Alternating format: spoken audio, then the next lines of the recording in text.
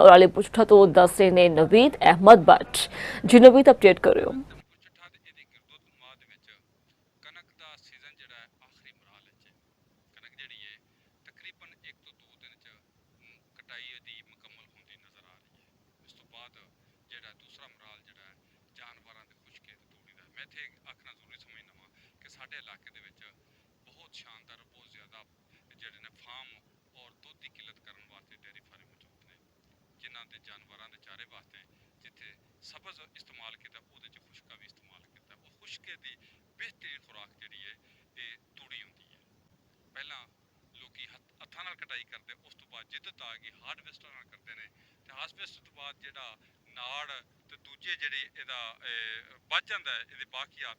उन्होंने जलाने की बजाय उदू कार आमद लिया वास्ते वो तूड़ी बनाते चैपर मशीन मौजूद ने जिदे जे ट्रैक्टर के अगे ला के वो जी है तूड़ियाँ बनाते हैं ताकि सर्दियों के और जिथे सब्ज़ का जड़ा किल्लत होवे उत्थे इनू खुश्क नू पा के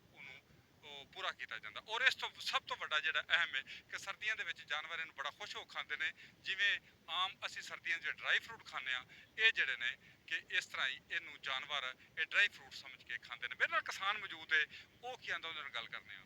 जी बिल्कुल असं माल लंगर से चारा बना रहे हैं हारवेस्टर लगाई हुई है अभी माल लंगर के लिए बना रहे हैं।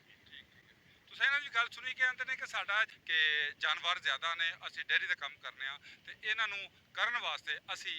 ਜਿਹੜਾ ਨਾ ਤੂੜੀ ਬਣਾ ਰਹੇ ਤਾਂ ਕਿ ਸਬਜ਼ੇ ਨੂੰ ਦੀ ਕਿੱਲਤ ਪੂਰੀ ਕਰਨ ਵਾਸਤੇ ਇਹ ਜਿਹੜਾ ਖੁਸ਼ਕਾ ਇਸਤੇਮਾਲ ਕੀਤਾ ਜਾਏ। ਜੀ